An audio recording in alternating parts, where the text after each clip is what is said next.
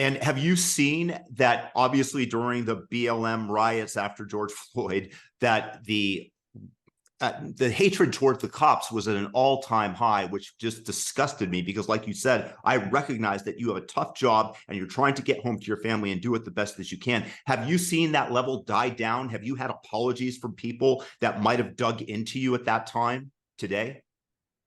No, no, not at all. Not at all. Wow.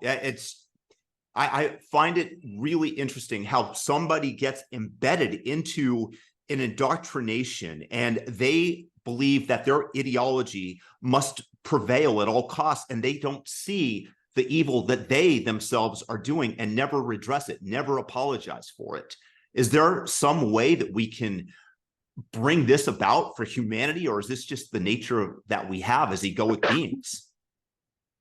I think it's just the nature we have. I read a scientific study one time that said asking someone to deviate from their own deep held beliefs is one of the hardest things you can ever ask anyone to do. You know, if they feel a certain way, they're going to fight as hard as they can to preserve that belief. And it's only really those of us who go into something with a continuous open mind who don't who are able to change their minds.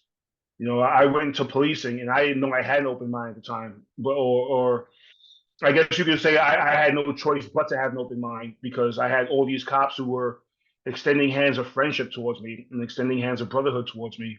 And you know, they grew up one way. They had a completely different racial background than I did, had completely different skin color than I did, and they looked. All they saw was, hey, he's another cop, and I want to know about him. I want to be his friend. I want to. He seems like a decent guy. I just want to find out about him. And I had this huge, massive chip on my shoulder during the academy, and it cost me a lot of what could have been really good friendships. And instead, you know, I went into my first assignment, and there were more guys, and they're just trying to find out who I was and trying to find out what kind of guy I was.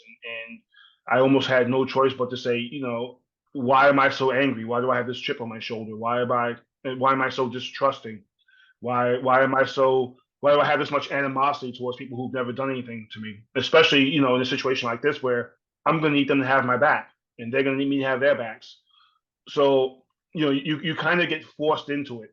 You know, it's only the most stubborn of people who keep that bad attitude and just say, no matter what happens, you know, I'm going to I'm going to have this opinion first before anything else. It also just it takes it's also a lack of education, I would say. If you can look into the face of overwhelming evidence and go, but I'm just going to look at the evidence that supports my view, however minuscule or however it may be. I am only going to consider the evidence that supports my view. To me, it shows a lack of intelligence.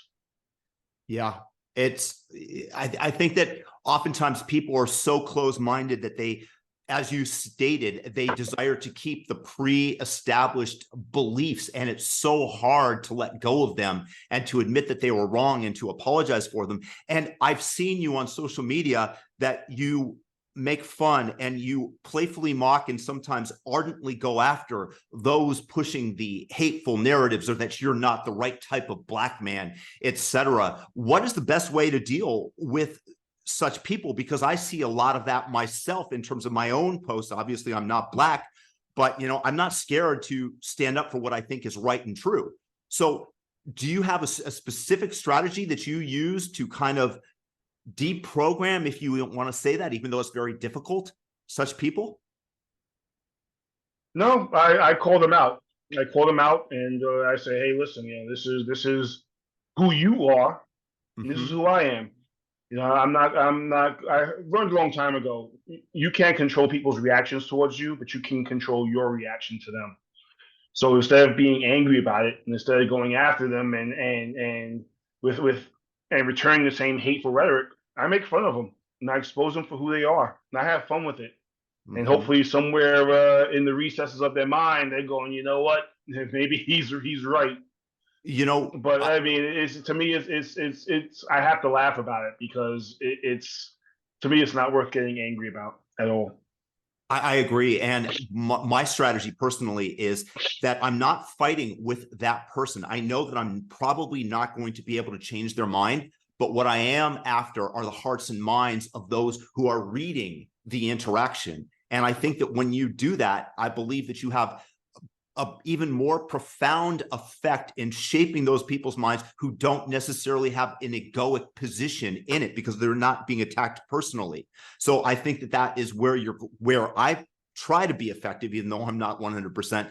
And I think that you actually can be, I've seen you be very effective because I've seen some of the responses to what you've said.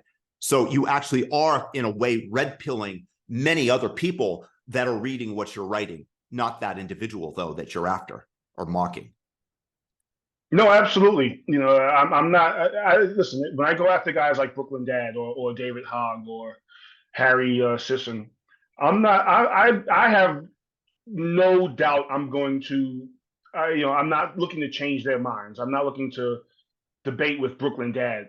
However, I am looking to debate. To change the minds of anyone who might be reading those interactions. I am looking to change the minds of anyone who sees that and thinks he's telling the truth and then scrolls down and sees my post and go, hey, wait a minute, but what he said makes a little bit more sense.